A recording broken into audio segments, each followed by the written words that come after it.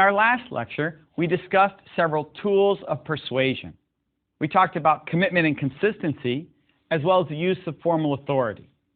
In this lecture, we asked the question, are there other tools and techniques we might use to become more persuasive as leaders? We'll refer again to Cialdini's work on persuasion and talk about 4 other tools that he's identified and describe a number of cases and examples of the use of these techniques. We'll also ask the question, could some of these techniques be unethical, or certainly perceived as unethical or manipulative on the part of the audience that we're trying to persuade? Let's start by looking at a tool called reciprocity. We all have some obligation or feel some sense of obligation to repay people if they've done us a favor, if they've provided something to us. Think about when someone makes you a meal if you're homesick or if you've just come from the hospital. Or perhaps you go to a party and unexpectedly receive a Christmas gift from someone. You certainly feel some obligation. At some point in the future, you want to be able to repay that person. Sociologist Alvin Goldner has said that there's no human society on earth that doesn't follow the rule of reciprocity. It's deeply rooted in human culture. Cultural anthropologists Lionel Tiger and Robin Fox have argued that humans live amidst a web of indebtedness, that we feel this sense of indebtedness to others when they do something for us, even small acts of kindness. And that, in fact, drives our society. It drives our economy. It's the way the division of labor functions and the exchange of goods and services takes place in societies around the world. So reciprocity is very much rooted in human psychology, and it's an important tool of influence and persuasion. This idea of reciprocity is so critical because people can give resources away expecting that at some point they'll get some repayment. It allows us to be altruistic, yet also to feel like we might get something back in return. If not for this rule, maybe people wouldn't be as willing to share their resources, share their time, give us assistance and aid, and the like. So this can be an important technique to capitalize on this need that people feel, this desire to pay back in some way. Consider a study conducted by Professor Dennis Regan at Cornell University many years ago. He brought in a group of subjects for a simple experiment. What he told them was that this was about rating the quality of some paintings, some works of art. In fact, he had some other objectives in mind. One rater in each pair was actually Dr. Regan's aide, a Confederate, if you will. The other was the subject of the experiment. Condition 1 of this experiment. Regan's aide would leave the room at one point while they were evaluating the paintings, and then come back with a Coke for himself and for the experimental subject. In condition 2, Regan's aide would come back empty-handed, providing no favor to the other person, the subject of the experiment. Later, Regan's aide asked the experimental subjects to do him a favor, to buy some raffle tickets, actually. And then naturally, this is not unexpected at all, he sold many more tickets to the experimental subjects to whom he had done a favor. That's not very interesting or counterintuitive. We would expect that to be the case. Now comes the interesting part. The subjects were also asked to evaluate how much they liked Regan's aide. The findings indicate that in condition 2, a relationship exists between liking and compliance. That kind of makes sense. But here's what's really fascinating. In condition 1, that relationship between liking and compliance is wiped out. It doesn't exist. The reciprocity rule is so significant, has such a profound impact, that actually doesn't matter whether you like the other person or not, you still feel a desire, an obligation to return a favor. That's a very powerful thing. That suggests that reciprocity can be used to persuade people, even if they don't know you or like you or feel some affiliation to you. This is a key idea. You can provide an unsolicited favor or gift and gain their compliance. Now, the rule of reciprocity can also help you persuade someone to exert more effort or provide more resources than you've provided to them in the first place. Let's go back to the Regan experiment for a moment. This was actually done in the 1960s. At the time, a Coke cost about 10 cents. Can you imagine that? Now we pay well over $1 often for a Coca-Cola.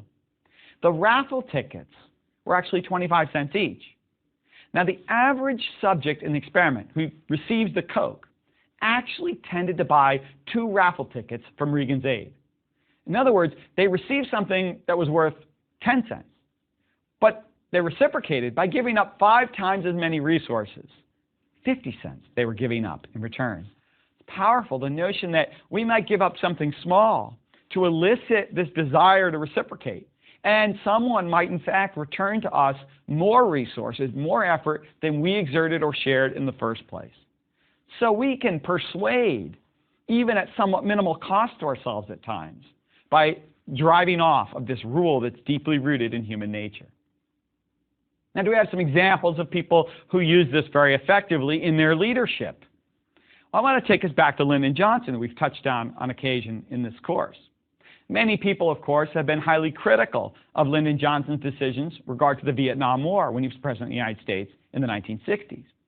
However, on domestic policy matters, many people marveled at his efficacy when it came to building legislative support for a wide variety of domestic proposals. The war on poverty, which included all sorts of programs in education and social welfare, his passage of Medicare, the Voting Rights Act, immigration reform, and the like.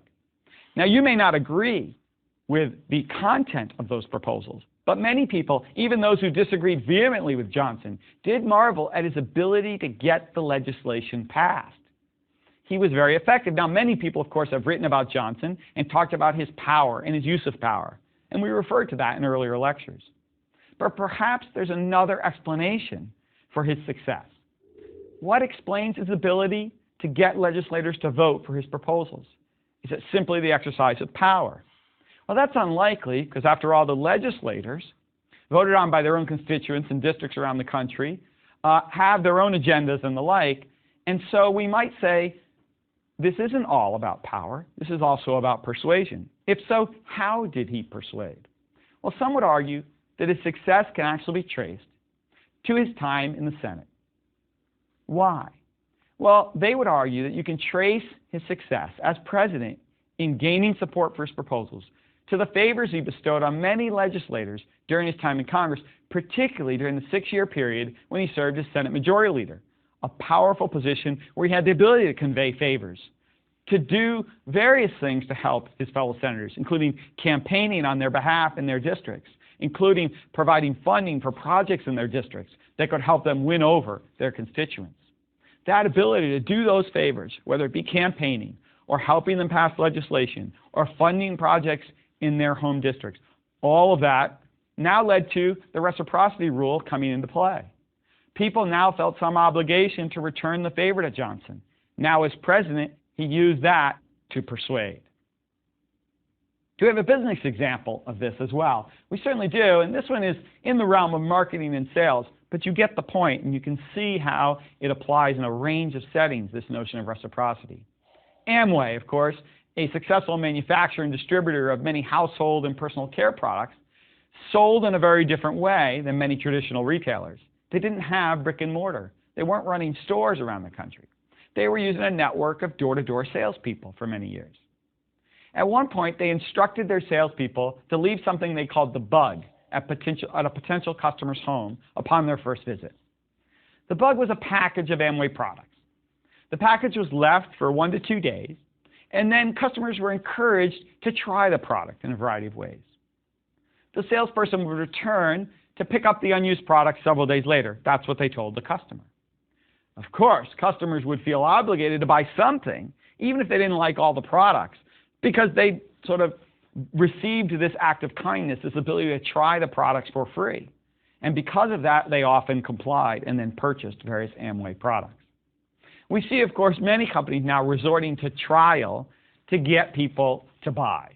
If we go into Trader Joe's, a very successful small grocery market chain here in the United States, owned by Aldi, a German retailer.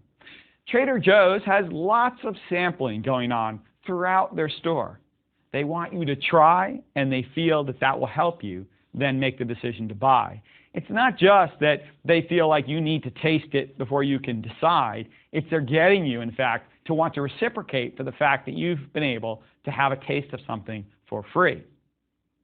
Does this apply to leadership context as well? It certainly does. If you can get people to sample something, to try out something, that you've sort of given them, then they, of course, may feel some obligation to return the favor. And so you do this in many ways throughout organizations.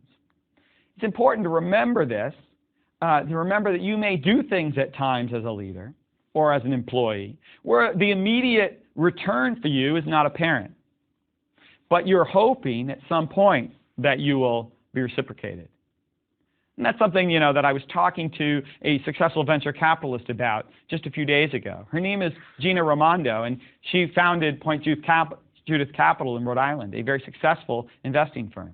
She's now gone on to become the treasurer of the state of Rhode Island. And she talked about the notion that early in your career, that you want to at times, do things for people, not necessarily with the desire to immediately get something back in return, but to build a network of people who may at some point have something that they can offer you in return. You're building up this sort of reservoir of goodwill at times. She also pointed out that as a young person, you seek out mentors. You're asking for a lot of assistance at times. But if all you're doing is asking of your mentors, well, then eventually they might wonder, why should I exert all this effort? I'm not getting a lot out of it. They are. And so she talked about the fact that you need to reciprocate. You need to provide something back to the mentor as well. Or you might offer it up first so as to elicit their time, to get them to spend time with you, to advise you and guide you and mentor you. Some companies have formalized this approach. They call it reverse mentorship. The idea is that a senior person in the organization, a more experienced person, does mentor a young person. Well, that's a very much a one-way street in most organizations, right? The person is giving up all their time to help a young employee. But in some organizations, they formalize the idea that it can be a two-way communication, that the young person knows certain things that they can share with the more senior person. For example, they may know a lot more about social and technological trends.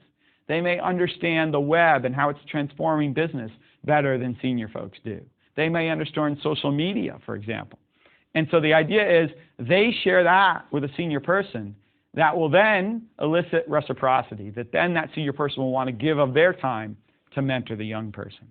So this has many applications in many aspects of the business world as well as in politics.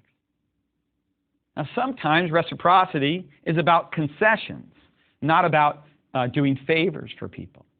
Reciprocal concessions, what does that mean? Cialdini tells a story of a Boy Scout who he meets on the street. And the Boy Scout approaches him and wants to sell him a ticket to a circus, say a $5 ticket. Now Cialdini says no, he doesn't want to attend the circus. And then the Boy Scout quickly says, well, if you don't want to buy a ticket to the circus, how about buying a chocolate bar from me? And Cialdini found himself buying 2 chocolate bars and handing $2 bills to the Boy Scout.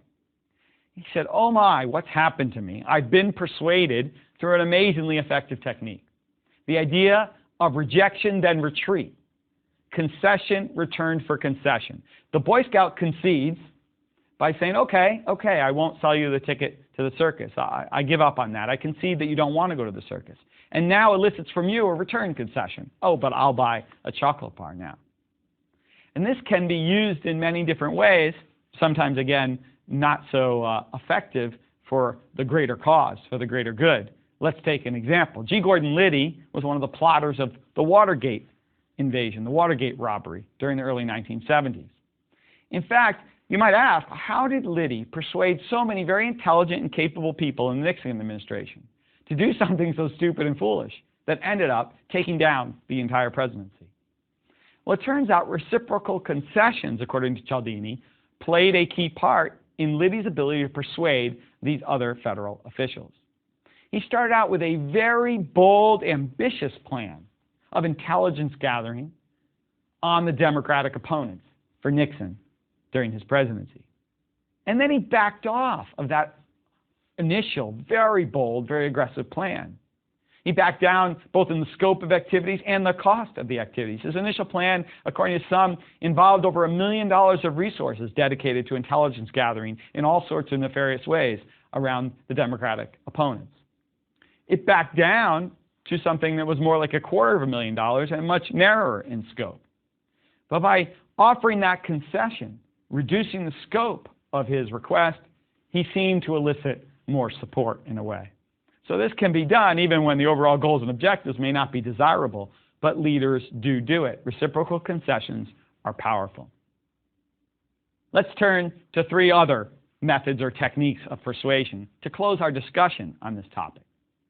Social proof, said Cialdini, is another weapon, weapon 4. One means we use, he says, to determine what is correct is to find out what other people think is correct. Put simply, we look to others to determine what's appropriate, what's right, how we should behave. And many people, of course, refer to a very famous story when they talk about social proof. The story of Catherine Genovese, otherwise known as Kitty Genovese. And this story helps us understand the idea of social proof, or what is sometimes called pluralistic ignorance. When everyone looks to others around them, and if no one else is concerned, then they kind of conclude that nothing must be wrong. Why do I raise this with regard to this woman? Who is this woman, Kitty Genovese? She's a New York City woman who was stabbed to death in March of 1964 in the Kew Gardens section of Queens in New York. Now, this story has been commonly portrayed as one of a murder which was so shocking, not just in its violence, but also in the fact that many neighbors were apparently aware of what was going on, but did not respond to aid her or call police quickly. Now, that's the traditional account. Actually, more modern accounts that have revisited this incident have challenged this notion and have argued, in fact, that bystanders were not nearly as apathetic as they've been made out to be in those early accounts. Regardless of the accuracy, the incident, as it was traditionally told, definitely led to much discussion in the psychological literature and in society at large around this bystander effect and the diffusion of responsibility that happens in larger groups or organizations at times. When everyone is responsible, no one is responsible, they say. And the idea of pluralistic ignorance received attention. The idea that we look to others, and if they're not acting or concerned, then we may conclude there's no reason for concern. This is definitely an issue that occurs, for example, in high-risk endeavors like flying an airplane. Sometimes within a crew, pluralistic ignorance takes over. If you see the captain's not very concerned, you as the co-pilot then reduce your concern. You look to social peers to make certain determinations. That can be bad, as in that case for the Genovese incident, but it also can be a tool we use. We'll talk about that more in a minute. The key issues here: if we're observing others that are similar to us, then we're much more likely to be persuaded by social proof. And if the situation is uncertain or ambiguous, as many change situations are, then we are more likely to look to others to figure out what to do. If the situation is very clear, we can make our own decisions. The more unclear they become, the more difficult the decision becomes. The more options that seem to be before us, and the harder it is to judge those options, we become more likely to turn to others to try to determine what action is appropriate. You might say, wow, there's a big risk to social proof. And of course there are. There's a great risk to making choices based on social pressures. Social pressures can affect us and lead us to make choices that are not at all good for us or the organization. On the other hand, leaders can use the principle of social proof to have great impact. How can they? Well, think about leading a change project. Who do you select to run a pilot program? Who do you select to be a sponsor or a champion for some project within the organization? How you pick the people who are part of your coalition for change is critical, and picking people who others are likely to look to on the principle of social proof to figure out how to behave. Well, that's critical. You want people who are respected, who people will look to and emulate, and so you're using the principle of social proof to help persuade larger numbers of people to come on board with a change effort. And good leaders do that all the time. They're very careful in who they pick as sponsors and champions and collaborators in a change effort, as people to run experiments and pilot programs. And they're then hoping that this desire, this need to look to others at times to determine how to act in an ambiguous situation, then takes over in helping them persuade larger numbers of people to come on board. I teach at Bryant University in Smithfield, Rhode Island. The school was founded in 1863, located in downtown Providence near Brown University for over 100 years. It now sits in Smithfield, Rhode Island on a beautiful 400-acre campus donated by alumnus Earl Tupper in the late 1960s. How did Earl Tupper earn his fortune? You might guess, right? The Tupperware party, of course. That was the company he founded and led for many years. Look at all of the persuasion techniques that Cialdini has identified that are used in a Tupperware party. There's clearly reciprocity. There's games played and prizes won, and when guests win prizes they haven't paid for, they feel then some desire to buy in return, to return the favor. There's commitment. People are publicly testifying to the benefits of the Tupperware that they already own. And people are being asked to make small purchases as a way to then elicit their cooperation in making larger purchases down the road. And there's clearly social proof in action. People are watching others buy, and that persuades them to make a purchase. They're watching others that are their peers, that live in their community. And there's one more weapon at work too, and it's called the liking principle. Right? Why do we decide to comply with a request? Well, if we like the person making the request, of course, we naturally are more likely to comply. We're more likely to be persuaded. That simple principle lies at the heart of a variety of influence tactics, involving total strangers too. In the Tupperware party, there's a professional demonstrator who is knowledgeable about all of the Tupperware products and showing their various uses in the home. But then there's the local woman in the neighborhood who's hosting the party and is inviting her friends as guests. The friend is making the request. The people are buying from the company. And that professional demonstrator is not someone they know or like, but the neighbor is. And so the liking principle is behind the party. What causes us to like someone? And now we may say, wow, we're pretty vain when you start to hear some of the things that cause us to like someone. But it's important to understand what's driving us in this principle. Physical attractiveness, it turns out, definitely affects us. We assign favorable traits, it turns out, including talent, kindness, honesty, and intelligence, to those with higher levels of physical attractiveness.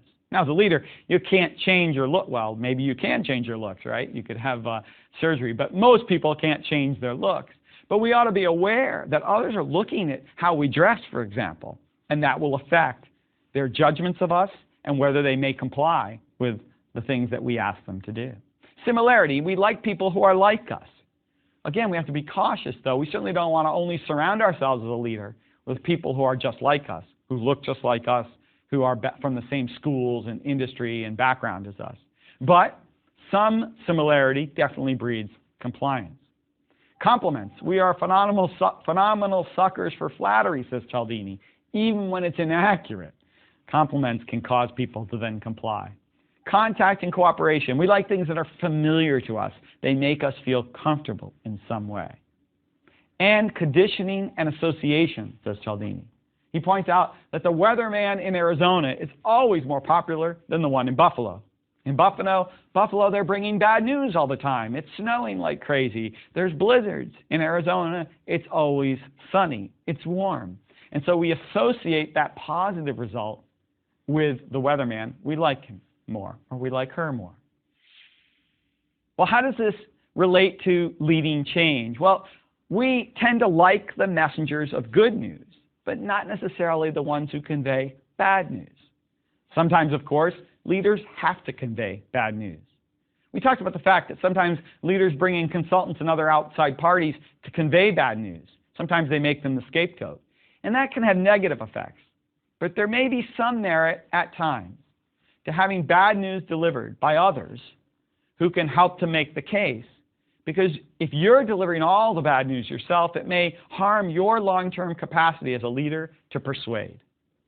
The liking principle informs us. It should inform us also about the decisions we make on those champions of particular phases of the change process or projects within it. We want people generally who are respected and liked. I do want to make this distinction between respect and like. As a leader, you're not trying to make friends with all the people in the organization. That can be dangerous if you desire to be their friend, if you get too close to the troops, as they say. We want them to respect us.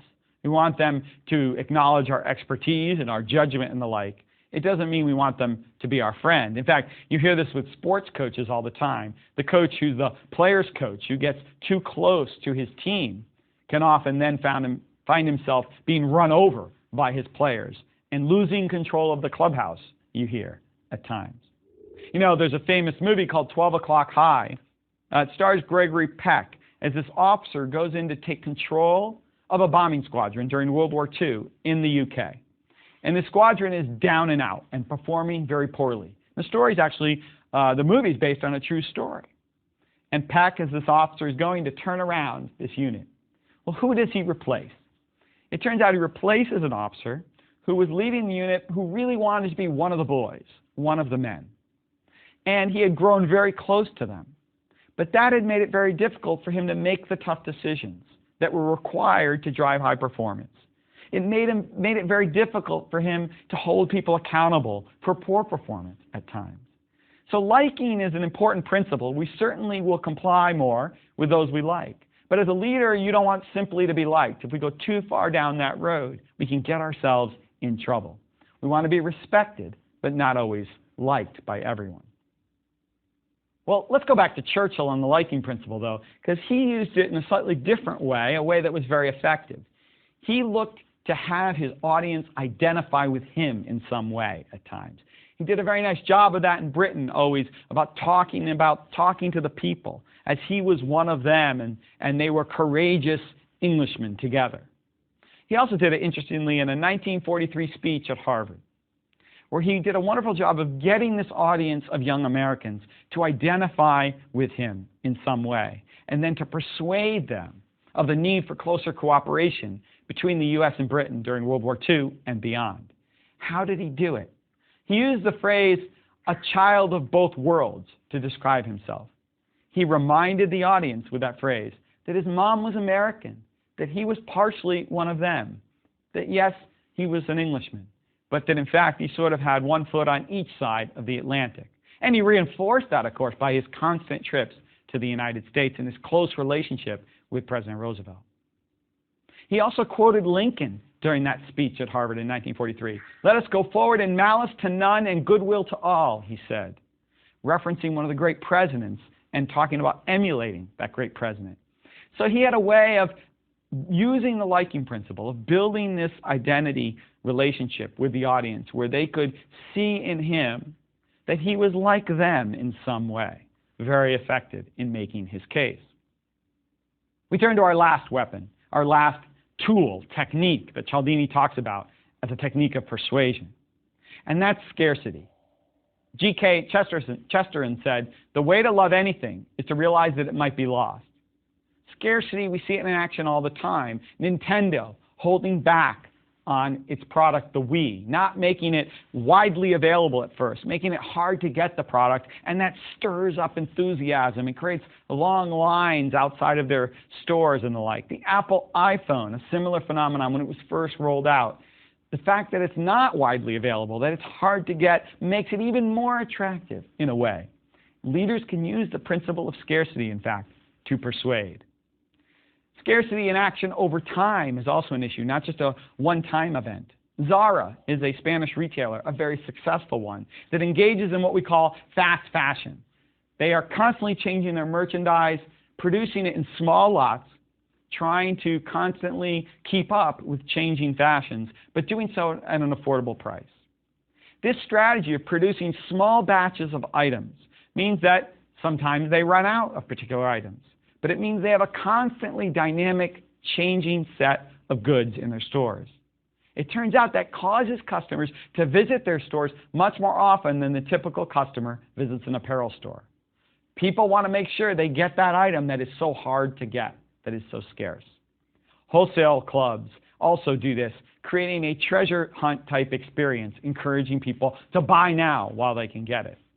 Why are we so compelled to act by scarcity? Well, people lose freedoms as opportunities become less available. And we hate to lose freedoms. We love choice. So Cialdini says this is a principle called psychological reactance. Whenever free choice, he says, is limited or threatened, the need to retain our freedoms makes us desire them more significantly than previously. So leaders can compel people to act by framing something as a rare opportunity. Talk about something being special. Ask people to come on board and make them feel like they have a unique opportunity to do something great. Explain to them why it's not something they can wait to experience. And often, you see that people are proud to have been chosen for projects in a way that makes them feel like it's a special opportunity that is fleeting. And so as part of the change process, you want them to believe and you want to persuade them, in fact, this is a rare opportunity to do something great, and they are likely to want to jump on board to that opportunity. Now, there are many different ways that people have talked about this issue of scarcity, and there was an interesting experiment done with chocolate chip cookies once that helps us understand this. They asked people to rate cookies, and they found they rated cookies more favorably when there was one of 2 available as opposed to one of 10 that they chose. Then the first person was given a jar of 10, but then it was replaced by a jar of 2 before they could take a bite. The drop from abundance to scarcity produced a more positive reaction. A drop from abundance to scarcity is more influential than a situation of constant scarcity. Newly experienced scarcity can have a powerful effect on behavior. That's a really interesting idea. And in fact, James Davies has argued that we are more likely to see revolutions where a period of improving social conditions is followed by a rapid, sharp reversal of those conditions. That this movement from abundance to all of a sudden scarcity can cause people to behave in certain ways. Gorbachev, think about the demise of the Soviet Union. He came to power in the mid-'80s. He gradually implements a policy of glasnost and perestroika, of giving people slightly more freedoms. And in August of 1991, a coup attempt occurred. Hardliners tried to overthrow him and assume power. They didn't like the fact that he was giving the people more freedoms. Many people assumed that the Soviet people would passively yield to the hardliners. In fact, they surprised many. They hit the streets in a massive uprising. Cialdini writes, "Freedoms once granted will not be relinquished without a fight. As a leader, you have to consider how you can use scarcity to persuade, but also how the scarcity principle can cause people to reject certain changes. If you empower people in some way and then take away that autonomy, you may have a big problem on your hands." We close by returning to the issue of ethics. A few takeaways. Many techniques that we can use to influence people. We can use them even when we don't have authority, but they can be viewed as manipulative by others at times. There is this fine line, which we talked about back in our motivation lectures, between leadership and manipulation. So we try to compel people to change their behavior, but it's a very personal decision as to what means are justifiable to achieve certain ends. You have to definitely ask yourself this question as you choose the appropriate technique with which you're going to try to persuade followers to come along on your proposed course of action.